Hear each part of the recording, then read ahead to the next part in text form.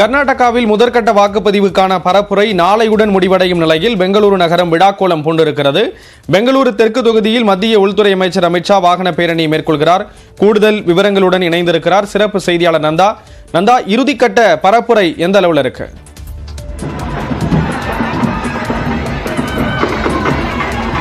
கர்நாடகத்தில் இருக்கக்கூடிய 14 தொகுதிகளுக்கு முதற்கட்ட வாக்குப்பதிவு வரக்கூடிய வெள்ளிக்கிழமை நடைபெற இருக்கிறது. இந்நிலையில் இறுதிக்கட்ட பரப்புரை உச்சகட்டத்தை எட்டிருக்கக்கூடிய காட்சிகளை நாம் தற்போது பார்த்து வருகிறோம். இன்னும் சற்று நேரத்தில் மத்திய உள்துறை அமைச்சர் அமித்ஷா பெங்களூரு தெற்கு தொகுதி பாஜக வேட்பாளர் தேஜஸ்வி சூர்யாவை ஆதரித்து வாகன பேரணி மேற்கொள்ள இருக்கிறார். குறிப்பாக நாம் தற்போது இருக்கக்கூடிய இந்த இடம் பொம்மநல்லியில் இருக்கக்கூடிய விவேகானந்தா சர்க்கிள் என்ற பகுதியில் இருக்கிறோம். இங்கிருந்து கிட்டத்தட்ட 2 கிலோமீட்டர் தொலைவிற்கு திறந்தவெளி வாகனத்தில் வேட்பாளர் தேஜஸ்வி சூர்யாவை ஆதரித்து மத்திய உள்துறை அமைச்சர் அமித்ஷா வாகன பேரணி சென்று வாக்கு சேகரிக்க இருக்கிறார்.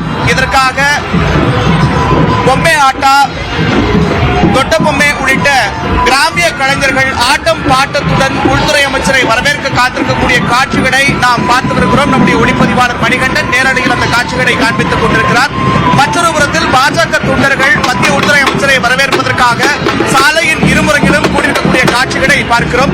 இன்னும் சற்று நேரத்தில் வாகன பேரணி தொடங்க இருக்கிறது. வாகன பேரணியை முடித்துக் கொண்டு இன்று இரவு பெங்களூரில் இருந்து விமானம் மூலமாக மத்திய உள்துறை அமைச்சர் அமித்ஷா கேரளா செல்ல இருக்கிறார். கடந்த ஆண்டு, அதாவது கடந்த 2019 தேர்தலை பொறுத்தவரை மொத்தம் இருக்கக்கூடிய 28 தொகுதிகளில் பாஜக 25 இடங்களை கைப்பற்றியிருந்தது. இம்முறை 28 இடங்களை கைப்பற்ற வேண்டும் என்ற முனைப்பில் களம் காண்கிறது.